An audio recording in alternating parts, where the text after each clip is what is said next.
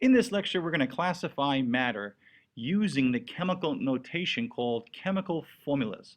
From the chemical formulas, we're going to figure out whether something is a compound, element, a mixture, homogeneous, heterogeneous, or a substance. We're going to use all the definitions we've been learning to classify matter and put it to good use. As I like to say, we're going to put a face to the definitions. So the task was for you to try to classify these elements in this worksheet that I gave you in class. And originally it should have been difficult. Through the activity we did today, that should be easier. So what I'm going to do is use our old age, tried and true definitions to get us through this classification. So the first thing I'm going to do is classify my compounds. Now compounds, by definition, are made up of the same molecules. Now molecules at a molecular level are, for instance, like water is a molecule, H2O. It has one oxygen, if this was an atom, and two H's. Okay, so you can clearly see they're made up of two different atoms. But how do you do it with notation? Well, as I tried to tell you before, individual elements have capitals. So when you look at a chemical formula, you're looking for different capitals. The different capitals will mean the different elements. Hey, we know that this is oxygen, and we know this is hydrogen because it's a 2-to-1 ratio, but now we know there's two H's to one O. Okay, so the chemical formulas will give us an inkling of the particle diagrams we've been drawing. So, compound, let's go find that. Two or more different capital letters. Sodium fluoride, it's definitely a compound. Sodium and fluoride bonded together in a 1-to-1 ratio. If I was to draw that, that'd be one sodium and one fluorine. Okay, if they make particles like that. We'll talk more about that later. Gold, or Au, is just one capital, so that's not a compound. Here I have two different capitals, so this might be it, but it is not going to be a compound because this aqueous screams to me that we're making aqueous solution, means I have ammonia, NH3, and I have water mixed evenly. We call that a solution. Okay, so that is not a compound. That is actually two compounds, or at least two compounds. Okay, so that's not going to be a compound. It's compounds. That's a mixture. Cl2, this is not a compound. This is the what? This is the same element bonded to the same element. So if you look at particle diagram, there's would be the same element bonded to the same element, but it's still an element. Okay, we call it a diatomic element. Okay, KCl, for the same reasons, two different capital letters, so I'm almost ready to put compound, but I see the aqueous again, and that aqueous is telling me that it's mixed with water. KCl is being dissolved and mixed with water. You both have water and this compound. This is not just one substance, this is a bunch or two substances. This compound mixed with water. So this is a mixture, and it's also a solution. So that's not going to work. All right, KCl solid is a compound, at least two different capital letters, and I don't see the aqueous. Neon is one capital letter, so that'd be an element. Sprite doesn't have a chemical formula. All right, it's not made of one chemical compound. It's made up of many mixed together. It's an ingredient. It has a bunch of ingredients. So this would not be a compound. H2O liquid, yes, as we just drew, is in fact a compound. Now some people would say, isn't that a solution? Just because it's in a liquid phase doesn't mean it's a solution. In liquid water means you just have pure water molecules. So my compounds are NAF, and get in the habit of writing the phase because the phase matters. The phase is this right here. We have solid, we have liquid, we have gas, and of course, you should say gas because gas have tremendous energy. And then we have this aqueous telling us we've mixed it with water and made a solution. So NAF solid, KCl solid, and H2O liquid. Those are my three compounds. Two or more different atoms chemically bonded in a distinct ratio. And a group of these same molecules is a compound. Now an element, let's change it up here. Let's make that green because I'm feeling green. An element is going to be made up of the same type of atoms. Notice here, this is the chemical symbol for the element gold. Why is it an element? Well, because there's only one capital letter. Therefore, it's just one chemical symbol, and they made up of the same type of atoms. Who else has just one chemical symbol? Well, we're going to get my green back. We have chlorine is an element. Although it's bonded to itself, they're what? Two of the same elements bonded. So it's still a group with the same type of atoms. Don't lose track of your definitions. They apply. Okay? Although this is two different capitals, so that won't work. Oh, single capital here. There's my neon. So my elements are going to be my gold. And by the way, the reason why it's AU is because aurum is the Latin word for, I believe, rising sunrise, or sun from the sunrise. It's that golden color. Okay, and we're going to put liquid. Just a good habit to put the phase. And chlorine, Cl2, that's that binary, that's that diatomic, sorry. And this, of course, is neon, one of the noble gases. Okay, a substance. What the heck is a substance? Well, you should know a substance is one thing. Okay, one thing. Now, what's a thing? Thing is an element or a compound. Because a compound is made up of a what? Bunch of the same type of molecules or particles in a distinct ratio. That's the one thing. So here's water again. That's the one thing. Okay? Or it could be an element like neon. Neon would just be the same type of atoms. That's the one thing. So a substance is a compound or an element. It cannot be a mixture, because a mixture, as you can see over here, is two or more substances mixed together. So a substance would just be a compound, which you've already written. So let's write all our compounds. Okay, so I'm rewriting all my compounds. A substance is a compound, definitely, because they're made up of one thing and they're homogeneous.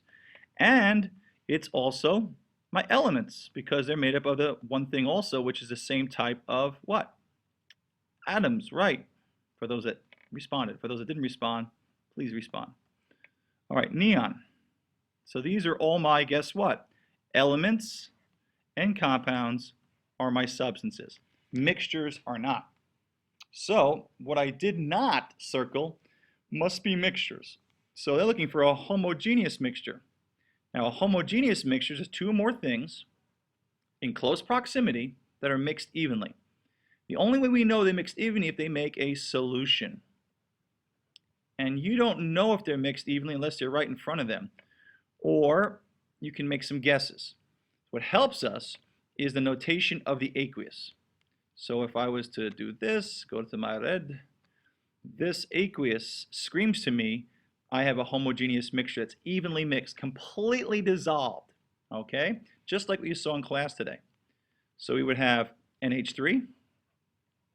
Again, by itself, you're not sure. By putting aqueous, you're telling me it's mixed with water evenly throughout. The first drop is the same as the last. Then we have KCl, aqueous. First drop is the same as the last. Okay, you may not guess is that there's one more. And the other homogeneous mixture, okay, would be Sprite. Sprite is also a homogeneous mixture, just like today Coke was, because the first drop is the same as the last. It's evenly mixed. So it's also a solution. It doesn't have to have a chemical formula in an aqueous, but generally speaking, you should be aware of it. Okay? Coke would be here, all right, those kind of things. So moving forward, we have a heterogeneous mixture. Well, the one left standing is the chocolate chip cookies. All right, and that's a heterogeneous mixture. And the reason is the chocolate chip cookies is because in a chocolate chip cookie, do we have the same number of chocolate chips evenly dispersed, or no, of course not. The chocolate chips are haphazardly placed in the cookie, and therefore that makes it a heterogeneous mixture. Kind of like rocks on a beach, or raisins in raisin bread, or seeds in a watermelon, or tomatoes in a salad. You get the picture. Okay, either way, it's a mixture, but not the same throughout. Diatomic element represents elements that love to bond with themselves. Okay, and of course, as you remember, Hofbrinkel's is that mnemonic that helps remember those chemicals that love to do what? Love to bond with themselves. H2, O2, F2, Br2, I2, N2, Cl2. Do I have an example of one of those elements? I certainly do, and it's Cl2, and that's my diatomic element, Cl2. Heterogeneous compound? Well, there aren't any, okay? To be a compound, you can only be homogeneous because you're made up of the same what? Same molecules. If it's the same molecules, you're homo. So the point being is you can never have, so it does not exist. Okay, binary compound. This is brand new. I haven't mentioned it except for here. So this is the world exclusive, or whatever I call it, premiere, I should say, of binary compounds. If you write a bicycle, all right, maybe don't write the bicycle. There we go. A bicycle means you have two. So if it's a compound, I'm looking for a chemical formula with just what? Just two elements. Okay, so I'm looking for a compound with just two elements. Go to my list of compounds. All right, and I see that NAF is one. Here's two elements. I'm counting capital letters. Here's one, here's two, here's one, here's two. This little two doesn't affect. Just because there's two H's to one O doesn't make it three. There's only two different elements. So all the compounds given to you in the above only have what? Two different elements. So all the compounds are binary. So sodium fluoride, NaF, by the way, is the active ingredient in your toothpaste. And what was the other one? My short-term memory is going at this height. It's a solid. KCl, solid. H2O. And that was liquid. All of these are compounds, and they all have two different elements. You might say, what's an example of one with not two? A compound that doesn't have, well, here's an example. Today in class, you dealt with copper sulfate. That was that blue salt. Copper, here's one capital, here's a second, and here's a third. This compound has three elements. So we call that ternary, but not binary. Okay, and of course, something bonded to itself is not considered a molecule. It's considered, this is considered to be an element, a diatomic. Okay. All right. Next up, using the legend to the right, on the molecular level, how would I illustrate NH3 aqueous? Well, this, my friends, is a homogeneous mixture. Okay, homogeneous mixture. I'm going to write it out because I need you to know it. And homogeneous mixtures are solutions. They're evenly mixed. So I'm going to have ammonia. So let's draw one. I'm going to have one N and three H's. So I have to draw three O's. There's one ammonia molecule. Let's draw another one. And then my three H's.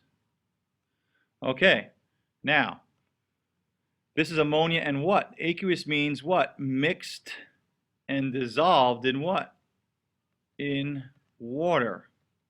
So, I'm going to draw some waters. Water has one O and two H's. Maybe I'll draw one over here. I'm trying to draw it homogeneous. Very hard to do that, but maybe this could be a good example. Even amount on both sides. If I was to slice this in half, don't I have the same amount of each particle, so to speak? So I have, notice what do I have here? I have the water molecule, which is what the aqueous means, aqua mixed with water. And then I have the compound that's being dissolved right there. And that's why it's a mixture. Okay, so that's the best way. Notice I drew it homogeneous as possible, evenly mixed. And I have two different compounds. It's a mixture because these compounds are not bonded. The water is not bonding, right? This is the water. It's not really bonded with the ammonia, NH3. Okay, number 11, how can I separate these substances? Well, if it's a mixture, I separate them physically.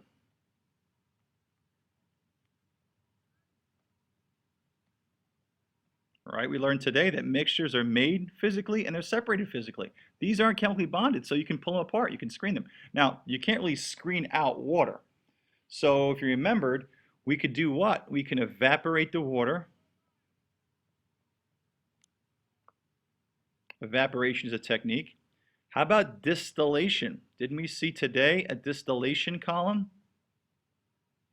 Distillation I set up of Coke where I separated the water from the Coke, and the reason why this works is because these components of a mixture retain their individual properties. So water will still boil at its unique boiling point, or ammonia will as well. So I can separate this solution, and if I apply heat, the one with the lower boiling point will leave the other one behind.